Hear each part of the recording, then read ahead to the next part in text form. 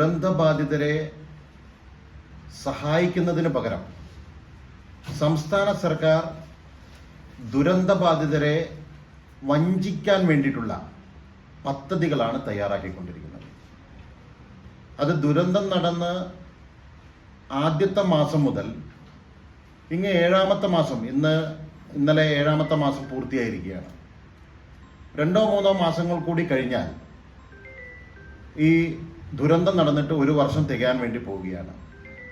സംസ്ഥാന സർക്കാർ ഓരോ മാസങ്ങളിലും ഓരോ തരത്തിലുള്ള വാഗ്ദാനങ്ങളും മാനദണ്ഡങ്ങളും ഈ ദുരന്ത ബാധിതർക്ക് മുകളിൽ വാഗ്ദാനങ്ങൾ കൊടുക്കുകയും അതോടൊപ്പം തന്നെ മാനദണ്ഡങ്ങൾ അടിച്ചേൽപ്പിക്കുകയും ചെയ്തുകൊണ്ടാണ് ഓരോ മാസങ്ങളിലും പോയിക്കൊണ്ടിരുന്നത്.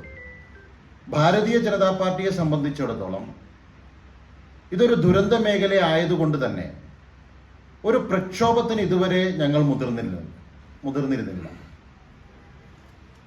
പരമാവധി സഹായങ്ങൾ എത്തിക്കുന്നതിനും സഹായത്തിന് വേണ്ടിയിട്ടുള്ള നിലപാടുകളോടൊപ്പം കൂടിച്ചേർന്നുകൊണ്ട് പ്രവർത്തിക്കാനാണ് ഭാരതീയ ജനതാ പാർട്ടി എന്നും ശ്രമിച്ചിരുന്നത്.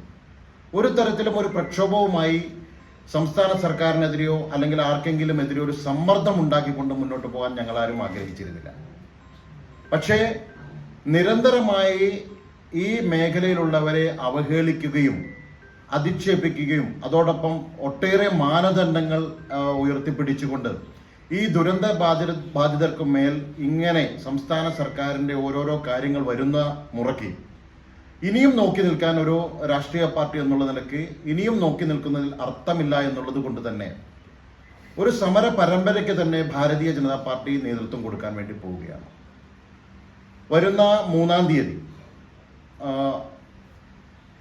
മേപ്പാടിയുടെ മണ്ണിൽ നിന്ന് തന്നെ ഒരു പ്രതിഷേധ സംഗമം എന്നുള്ള തലയ്ക്ക് ഭാരതീയ ജനതാ പാർട്ടിയുടെ സംസ്ഥാന general secretary Shri MT Ramesh പങ്കെടുക്കുന്ന ഒരു പ്രതിഷേധ സംഗമത്തോടു കൂടി ആ സംസ്ഥാന സർക്കാരിനെതിരെയുള്ള പ്രക്ഷോഭ പരിപാടികൾ ഞങ്ങൾ ആരംഭിക്കാൻ വേണ്ടി പോവുകയാണ്.